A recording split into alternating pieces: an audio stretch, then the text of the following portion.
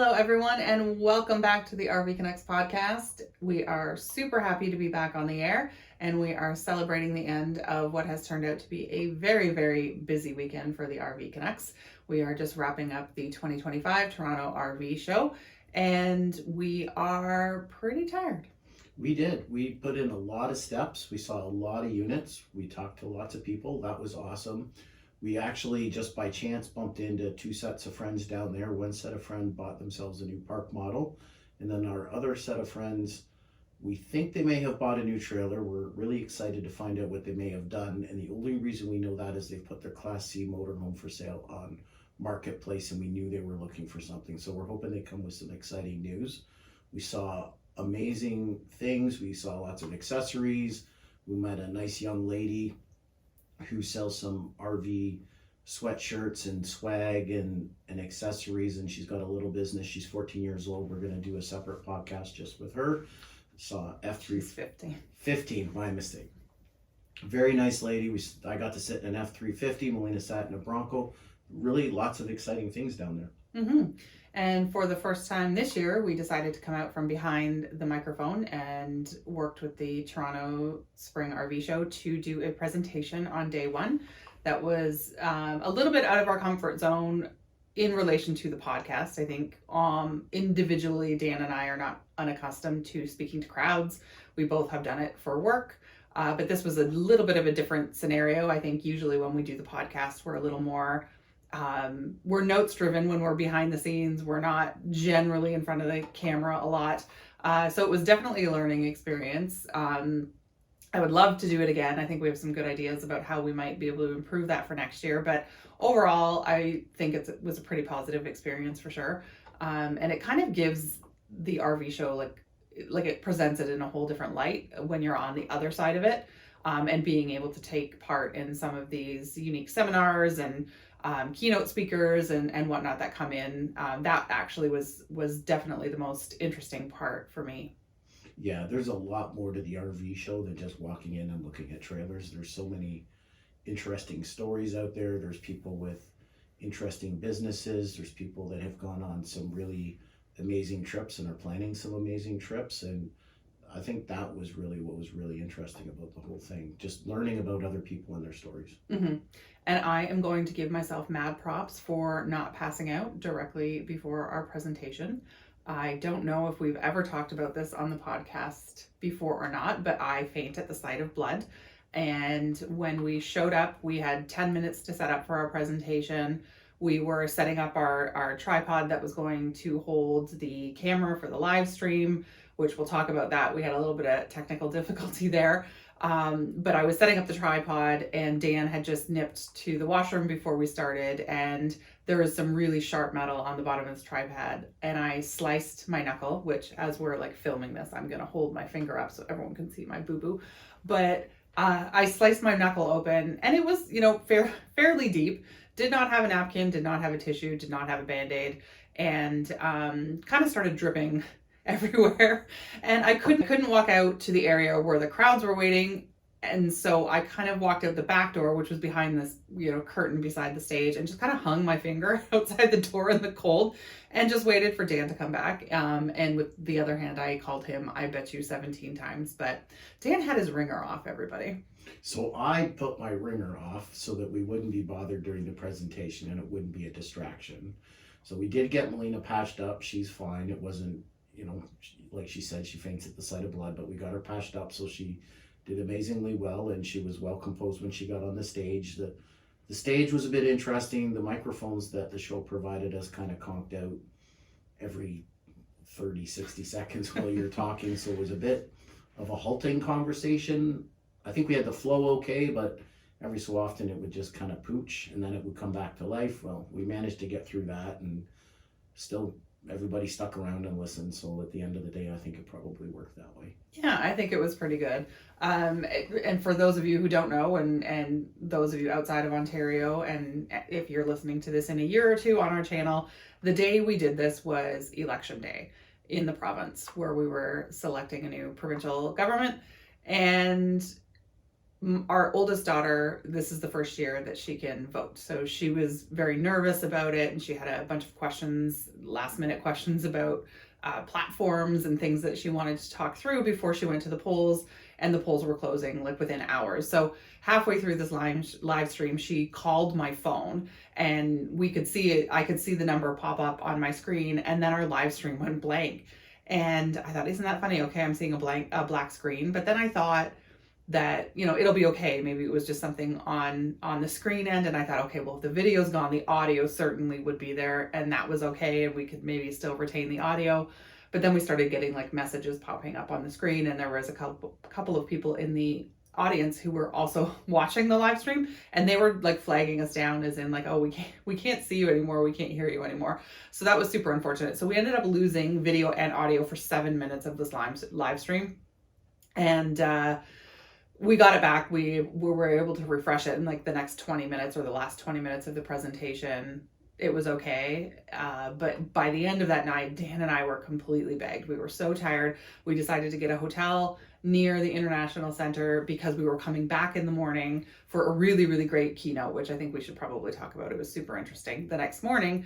And so we decided that we would sit on the couch, which some of you have probably seen this already, and we kind of refilled those 7 minutes. So we have this weird little spliced live stream together now, but definitely interesting. Like, and I think it was a little bit funny because a lot of the theme of this presentation was building confidence through adversity.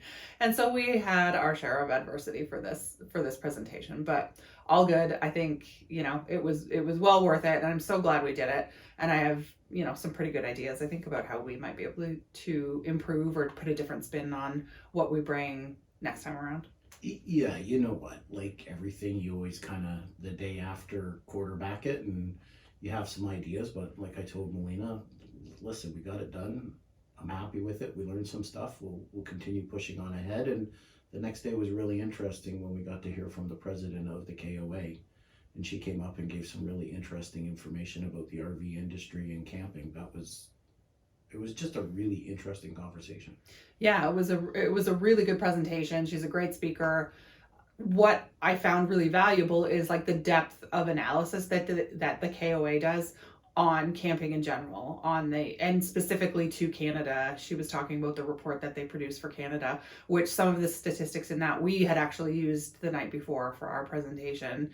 So if you ever get a chance, like look up the KOA Campers Report, I think it's called, and they put it out yearly, and it's just a really, really good snapshot of the industry and what people are doing and where they're camping, and you know how first timers are kind of getting along and what their impressions are of camping for the first time. So yeah, it was really, probably that was like the highlight of the weekend for me. It was. They really understand the marketplace, and they've kind of divided it up by age groups and generations and first time campers and seasoned campers. And it was really interesting.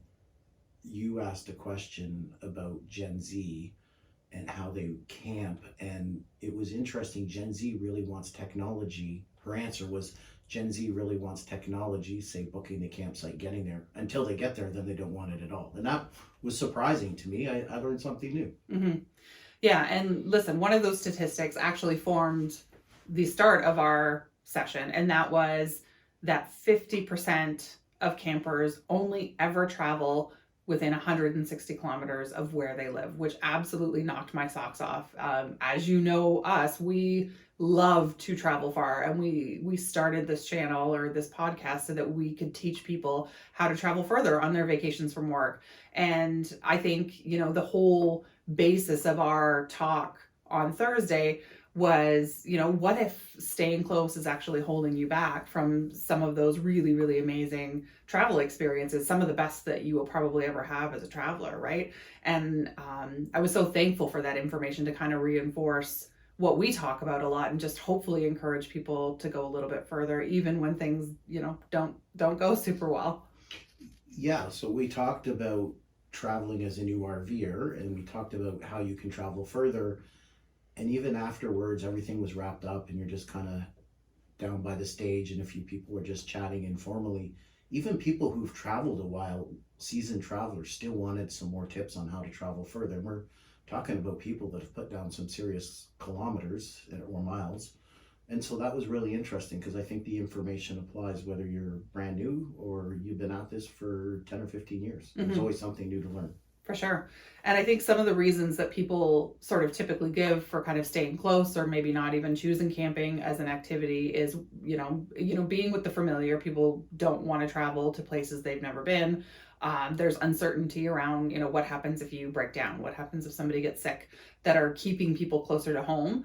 And I think there's like this myth about cost, like it's going to cost you fundamentally more to gas up and spend all of that money in gas and RV parks, et cetera, to kind of go on a really long trip.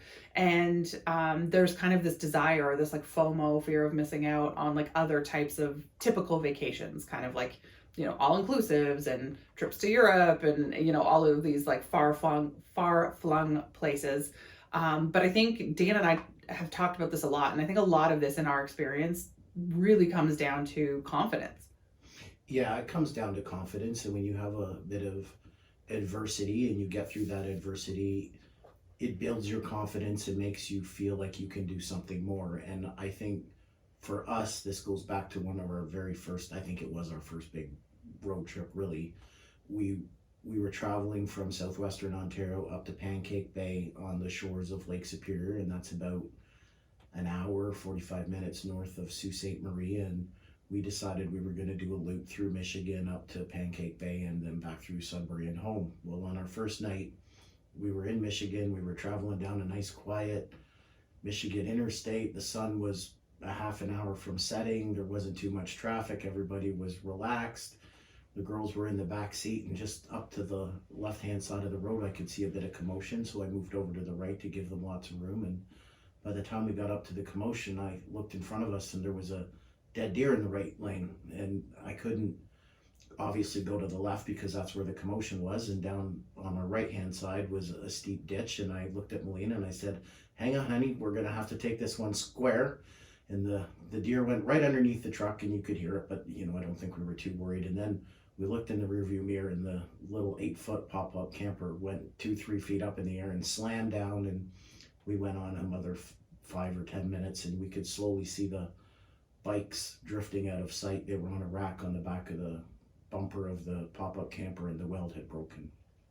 So we pulled over on the shoulder, and there was a sign said, prison area, do not pick up hitchhikers. And so I'm laying on the road and Melina's holding the flashlight, making sure I don't get hit. And the Michigan State Trooper comes up and from his loud hailer asks us what we're doing. There was a little bit of excitement, and we explained what we were doing, and he was a good gentleman and just kind of stayed there by the side of the road till we got everything strapped up. And we managed to make it to our stop that night, maybe an hour late, but we got there and we were fine and everybody was safe. And we still had a great week. Yeah, and I think, listen, that's a super condensed version of that story, which I have heard probably 100,000 times since we started this adventure together. But I think the point of that story, and if you want to hear the whole story, you can go to episode 1 because we share it there. The point of that story is like we were 4 hours into a week-long trip. This was the first time we were going, super far, and it was, a good like 9 hours. Well, how long was it? 9 hours to get there? It was probably a good 9 hours at least, with younger kids too at that time. They weren't teenagers. No, they were tiny. So we were stopping a lot, and the point was we very easily could have just called it and turned around and went home. And there was a camping trip not too far before that where we actually did do that. We didn't have propane and it was freezing cold and we forgot food and like there was all kinds of stuff, and we were just like, what, let's go home early. And so we did that. And so I'm glad that we didn't, because that trip ended up being one of our favorites. It really kind of keyed our kids up for long road trips. And, that was kind of the whole point of this, is like, you have this opportunity to turn around. What are you going to do when adversity hits? How are you going to deal with it? And, I like to tell the story, and this, I don't know if we've talked about this on the podcast before, but we have this really great listener named Lynn. And, she's a great friend. She's come to see us in person before. And she wrote to us. She was like the first listener mail we had ever gotten on the podcast. And she had wrote to us because they listened to that first episode right after they had got into a really bad accident that totaled their trailer. And they were worried about the future. And they were like, do we even want to do this? Do we even want to like get a new trailer? Do we want to get back on the road? And they were sort of, nervous to get back on the road and get going. And she wrote to us after they had listened to that episode and was like, I just want to thank you for putting that out there. It really kind of gave us the confidence to get back on the road. So those type of stories really warm our hearts. And we know, there's so many things that can go wrong when you're traveling. It's just kind of how you deal with it, how you react to it, and if you choose to keep going. Yeah, I think about you choose to keep going. If a trip is going to go sideways or you're not going to have fun on a trip, it's not going to be around the campfire. Even if your campfire got rained out, nobody's ever had a bad night playing cards in the tent or in the trailer or under the awning. It goes sideways on the logistical side of things. That's where it goes wrong. And I think when you deal with little things like gas, for example, how are you going to gas up and where are you going to stop? If you can solve that problem, I think you're going to have a great trip, because that's where it gets really stressful when you're traveling. Yeah, I agree. Yeah. So we have a couple of tips. Like gas is a good one. So first of all, we've talked about this before, we use Google Maps. So if you've got a travel trailer and it can be a bit tight to get into some gas stations and you're probably not necessarily going to fill up at your normal neighborhood gas station, use Google Maps. You can, say, hey, we're probably going to need to stop for gas in an hour, and you can look up a couple of gas stations and you can see if you can get in or out easily. And when we went down to Key West this summer, we did that. We knew that there's kind of getting off at this exit, there's 3 gas stations. We had one in mind. Melina looked at both of them and we made a audible and we took a different gas station, and it made our trip much more enjoyable. And to specify, because you just always say Google Maps, but I want to specify we're using like satellite view on Google Maps, because you can see the entrance and the egress of the gas station. You can see if there's a grade or it's on the top of a big hill. So it just makes it a lot easier to kind of visualize how you're going to get in, and like you have a pump that you can aim for. Absolutely. And many of we're a big fan of stopping at truck stops when we can. We'll use something like the Flying J app, and it'll let you filter for RV friendly locations. You can do a number of different things, what kind of services they have, and I'm sure that many other big name retailers would have something very similar. So we'll use something like that. I'm even just a big fan. We have a 20-gallon spare gas tank and we keep it, and it's not going to take us far, but we've used it a time or two and it's gotten us comfortably through a traffic jam, or just given us the peace of mind that we don't need to drive 10 kilometers under the speed limit and nurse it in like we're in some kind of marathon NASCAR race. So it's good to just have the little things like that. That makes your trip last. Yeah, for sure. And I think one of the things that we talked about, which, I think one of the things we've talked about that, and I think one of the things we talked about, oh my God, fuck. It's going to take me all night to add up. And one of the things we talked about, which I actually think is probably really key in changing the way that we traveled and sort of reducing the stress for long trips, is that we stopped planning places to stay. So our first couple of long trips, and that one where we had the deer incident was one of them, where we had booked that particular night. We had the pop-up trailer, so we knew we weren't going to be setting it up in the middle of the night. But we booked a hotel in like Flint, Michigan or something to stay overnight. And we still had a fair ways to go. And this took a lot of time to solve the bike wreck situation and strap everything up so bikes weren't dragging on the ground. And so we got there really, really late. But there was a ton of hotels closer than that, but we had already kind of booked and paid for this hotel. So we had to get to where we were going. And that just kind of raises the stress level a lot. So we decided not to do that anymore. So we very rarely, if ever, will book a place to stay. So we'll use usually the app called RV Parky. And when we know we're like about an hour or two from being done, or we stop for dinner and we say, okay, we're going to go another 2 hours, maybe we'll look up places to stay from there. And that will have everything from boondocking locations to like privately owned RV parks to KOAs to, you name it. Right. And so in all of the 40,000 plus kilometers that we've traveled, we have never been left without a place to stay. But it just is so much less stressful not having to aim for a specific point, so we can travel more on how we're feeling, how we're vibing, and what our energy levels are, rather than like a specific mile marker. Right. And to be clear, the final destination, we book a site. Like when we're in Key West or Pancake Bay or where it might be, we've booked a a final destination, we've booked that site. But on our way there, we don't. And when you're feeling strong, you go a little further. When you want to break, you pull up short. And it's actually given us some really great experiences. We used it coming home on our Route 66. We stayed at the Illinois State Fairgrounds, and that was where we saw the Lincoln Tomb. And we never would have found that had we not done that. And so it's one of the good memories of that trip. Mm-hmm. That was actually one of the best lightning shows we've ever seen too. Do you remember that? They had this crazy lightning show, and we just kind of opened up the door of the trailer and watched it. It was pretty neat. What I would say as well on sort of like the stress front and adversity is like the best way to deal with adversity is to prevent it. And so we fully recommend having a shakedown trip. This is something that we still do because we always will find out, like, we're out of batteries, we forgot this doesn't work, this is leaking, whatever it is. Having a shakedown trip is super important. So yeah, and we still do that close to home. Sometimes we only go 20 minutes from home because there's a couple of great parks near us. Sometimes we'll go 30, 45 minutes close to home.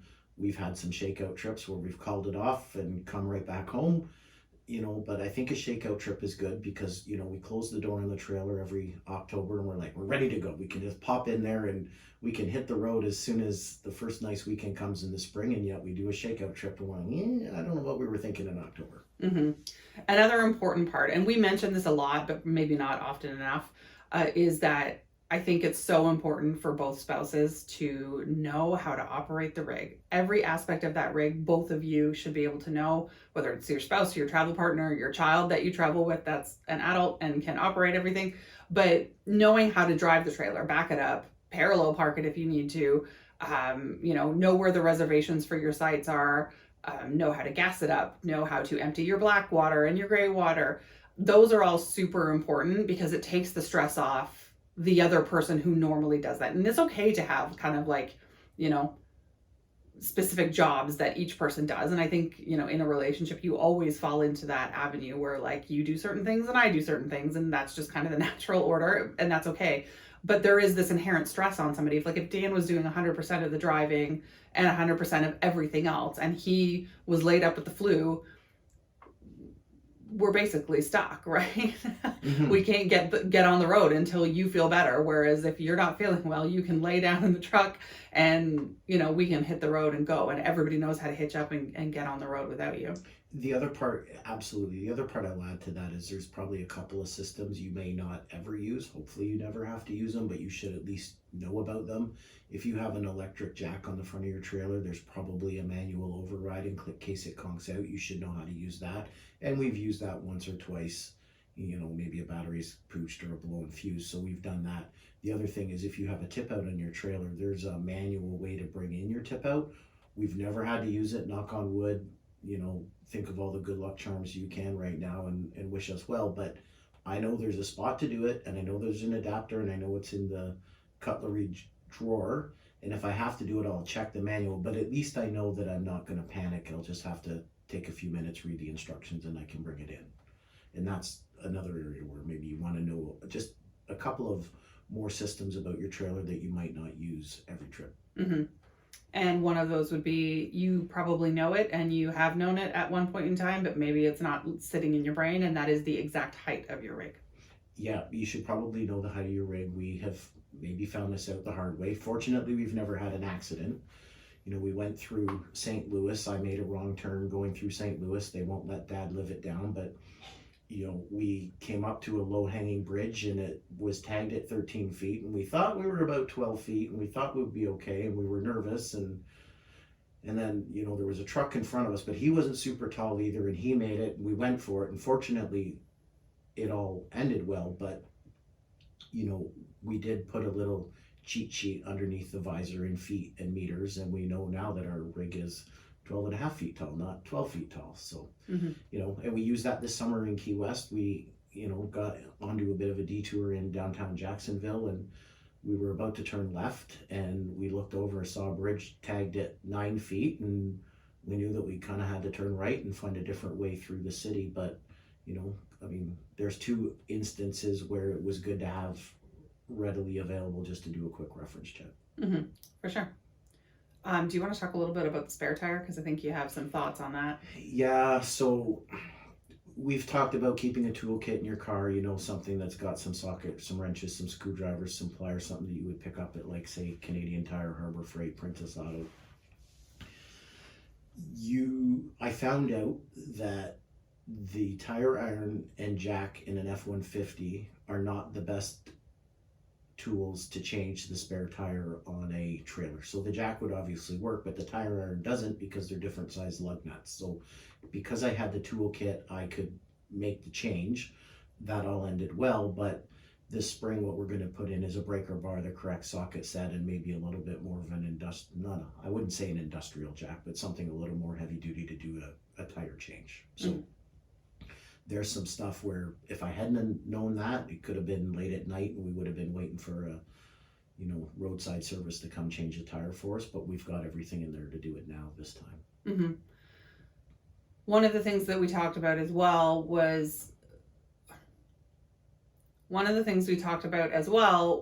the sort of basics that you need. And we're not going to go into that now because if you go back literally one episode to episode 53, we talked about some of those like not so shiny basics, like not the really exciting basics, but the basics that you need to kind of run and protect your trailer.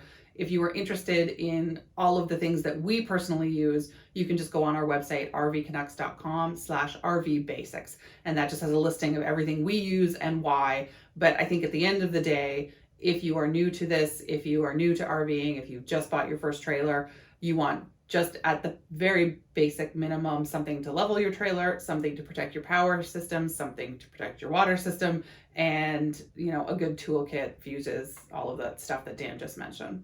Yep, absolutely. I mean, I think two of our biggest purchases that give us peace of mind is a surge protector that did not cost us a lot of money, and a water pressure regulator, which protects a potential for a blown water fitting inside the trailer, and they're just peace of mind to prevent future calamity. Mm-hmm. And maybe we'll breeze over some of the considerations on picking a rig on that same topic. If you're kind of brand new to this, we do have a really full-length fundamental podcast episode on that, and that's kind of what to consider when you're looking to buy or upgrade an RV. So go check out that episode for more, because it gives such a good, like Dan does a really good job of breaking down kind of every aspect, but maybe we'll just give a very high level talk about some of the really important things when you're looking. So high level, I think the first thing you need to know is what your weight budget is, because you're going to exceed your weight budget. Well, you're going to potentially exceed your weight budget before you exceed your financial budget when you're going to purchase a new trailer. So by that, I mean, know how much your tow vehicle can tow, and then you're going to select a trailer that fit, or a fifth wheel, whatever it might be. You're going to fit something that fits within those specifications. So the weight is really the important thing that you need to know, because you don't want to overload your tow vehicle. And then if you're overloaded, that gives you braking problems, and I mean, you can see how this begins to spiral out of control. So stick within your weight budget. One of the great things for preventing disaster going down the road. Talking about length budget, I think there's a couple of important considerations. One, where you want to store it. If you plan on storing it in your driveway, obviously you need to make sure it's of a particular length. But not only that, you're going to want to check your bylaws wherever you live to make sure there's no fundamental bylaws against keeping your travel trailer in, or your RV in your driveway.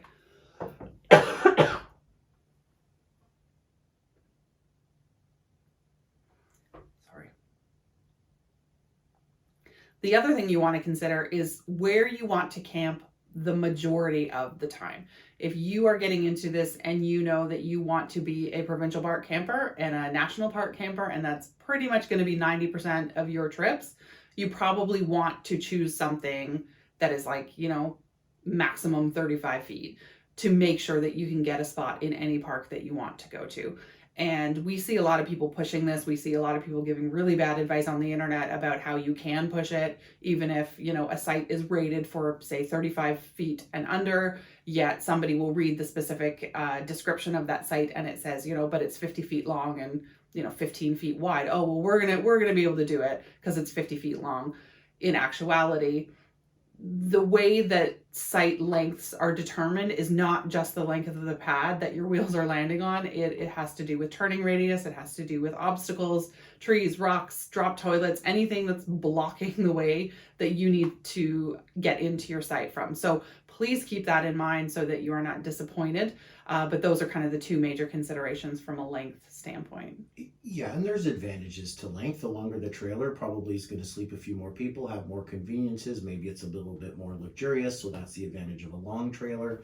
One of the other things a long trailer is the longer the trailer, the easier it is to back up within reason, right? You know, if you sneeze with an 8-foot pop-up camper, you're all of a sudden jackknifed. But a 25-foot trailer is more forgiving. So that's one thing to consider. So that kind of is counterintuitive, especially if you're new RVer, that maybe a longer one might be easier to back up. Mm-hmm. The other thing I would say is think about the long-term flexibility of your trailer. There's a million stories of somebody who bought a 20-foot trailer and all of a sudden in 2 years they need to upgrade to a 27-foot because it wasn't their family change. They found that they really enjoyed it. They wanted something bigger. So in our particular case, we looked at a used trailer, we looked at a 27-foot trailer, and we looked at a 29-foot trailer. And the price difference from the least expensive to the most expensive was $2,500. So we went with the 29-foot trailer. It's a bunkhouse, and that has really done us well. So first of all, we in 10, 12 years or so, give or take, we haven't upgraded. That trailer has really evolved with us. So initially, the bunkhouse was great because the girls could go in the back with their stuff and their mess and their food when they were little and have a great time, and we could close the door and we had fun. And then, as they got a bit older, they brought friends, and the friends could stay back there and teammates would stay back there. And then, our parents can stay back there. And so that trailer has really evolved for us and given us a lot of longevity. And we haven't had to continually swap out trailers every 3 or 4 years. But what I would say is when we purchased that trailer, within a year, we bought a new pickup truck. And that new pickup truck definitely could have allowed us to get the trailer that had, say a slide out in the bunk room to give that extra little bit of space. But we were towards the top end, I would say, of our weight budget with the old pickup truck that we had. So if we were to do this again, I think we would, figure that out kind of in tandem rather than kind of a year apart, because I think we could have got maybe a little more space. But I mean, it's worked out well. We love our trailer, but it is a consideration where as soon as we bought that truck, we're like, oh, darn, we could have got that other trailer that we were looking at. I'm happy. Yeah. I think what I'll tell you is, like, we have good friends and they have made a completely different choice. They have a Class C motorhome. They have 7 people in their family. They don't bring a toad. They accept that if they forget a bag of milk or they need to get firewood and they've forgotten, they're going to either have to get on their bikes or, unhook all of the services and drive to go get that. But they're really happy with that. So there's something out there for everybody, whether it's a Class B van or it's a travel trailer or a fifth wheel, there's something out there for everyone. Mm-hmm. So at the beginning of the episode, we talked a lot about kind of the uncertainty and the FOMO and like all of the things that were preventing people from really going a long way on their trips. And one of the things that we realized pretty early on is we had some bias around how we camped. And for us to be successful campers and to be successful RV lifestylers, we really had to break the bias that we held. Well, number one was that like tent camping was like far superior to everything else that's out there. And we found, as we got married and had kids and had really terrible weather, especially one year when we camped and had a river running through our tent, that, okay, well, we broke that bias. We were ready to go to a little trailer. And then it was like only provincial parks. Like, you're not really camping if you're at a KOA. Like, what is that? And then we found out really quickly that we could have some really excellent, amazing adventures that rival anything where you have to take an airplane to get to. And it's just, it's a whole different way of looking at it. And like Dan always says, there's no right way to do this. Yeah, I think the statistic was around 50% of people only camp in provincial parks, state parks, or national parks. And in my mind, you're cutting out 50% of the opportunities to have an amazing experience and make memories. And that's really why we go RVing. right? We don't go RVing to say we have a badge of honor that we only stay in a particular type of park. I would like to think we'll all try something, because one of the things I tell people is like, even if you're in a bad site, you're probably only there for 2 nights. You're not going to remember that. I don't even know if you'll remember that in a month or 6 months, or even certainly not in 5 years, right? So give it a try. If it doesn't work, you don't go back. You live and you learn, right? Mm-hmm. Yeah, I think that's important. And for us to kind of branch out too, we made an effort to do different things with our RV. Like we started doing like festivals and events where we would bring our trailer as opposed to just being day visitors. And that's actually turned out to, it lends itself well to kind of like the immersive experience of what that event is bringing you. And when we talked also earlier, we mentioned FOMO. People worry about missing out on another type of vacation. I'm a big proponent of a hybrid vacation. It's okay to travel in your RV. Maybe you'll travel for a week, maybe you'll travel for a week and a half, and then maybe you're going to swap into a hotel, and maybe you're going to stay at a resort. And we did that this summer. We stayed at Disney in a resort proper and parked the trailer for a few days. Maybe you're just going to drive down the road and you're going to stay in at the Holiday Inn Express and pull in and park out back where the trucks are, because that's going to help you get down the road quicker. So don't think you have to do it one way. Mm-hmm.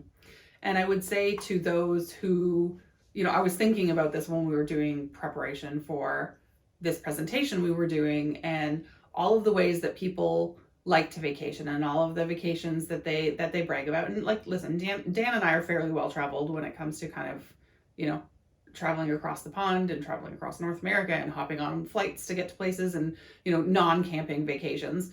And I think there's really not a single type of vacation, maybe except for a cruise, that you can't replicate in an RV. And some examples that we always love to give are, if you love kind of that old European kind of castle-y vibe, go to Quebec City, go to St. Augustine in Florida. Those are 2 of the oldest cities in North America. They have been owned by, say the Spanish, the French, the British, and back again. Like, it's just, there's such a storied history. There's forts, there's, really old buildings. Go to Newfoundland and take a ferry to St. Pierre and Miquelon, which is a French overseas territory. You need your passport to get there. It's essentially France on a little island, just off the coast of Newfoundland. If you like history, you can't throw a stone on the East Coast, whether that be the East Coast of America or the USA or the East Coast of Canada, where you don't hit some kind of historical site. If you love Jurassic history, go out to Alberta. You can see Drumheller. You can see Dinosaur Provincial Park. If you love city lights, you can go stay at, Bronte Creek Provincial Park, just down the road from Toronto, and take the GO train into the city and go see a Jays game, or, experience the Hockey Hall of Fame, or just anything that Toronto has to offer. And we have stayed at the foot of the Las Vegas Strip in an RV park, which was like one of our favorite RV resorts. It was really swanky as far as RV, resorts go. We had the kids with us. They had a great time in Vegas. If you love a Caribbean vacation, we'll talk to the island boy over here. He knows that if you stay at the southernmost KOA in Sugarloaf Key, you are going to feel like you are having that Caribbean resort vacation. You absolutely are. You're going to feel safe. You're going to feel secure. You're going to have all of your stuff with you. So we're big proponents of it. I love that the geographies can change so much in a day. You can leave Thunder Bay, and by the time you get to Winnipeg, you're at the start of the prairies. You can be at Drumheller, and by supper time, you can be in Banff in the mountains. And it's something completely amazing. I think what I will tell everybody is there's no wrong way to RV. We don't RV in a Class A motorhome. There's no wrong way to RV. We don't RV in a Class A motorhome, but they're not doing it wrong either. So do what feels right for you, and don't feel the pressure to conform to somebody else's ideas. We're just here to throw out some tips to hopefully broaden your horizons and let you go a little further than that 160-kilometer barrier. Mm-hmm, absolutely. I couldn't have said it better myself. I nailed it. Yes, you did. Okay, so that's it for this week's episode. Check us again in a couple of weeks. I think by that point, we'll probably have a really good idea of all of the places we are nailing down to go in 2025 on our new season adventures, I guess. And so we will be prepared to at least share some of that with you. And we're very excited to see you again soon. We are. It's exciting times. We're planning vacations and figuring out what time people can get off work. Okay. Stay safe, everyone. Bye bye. Bye.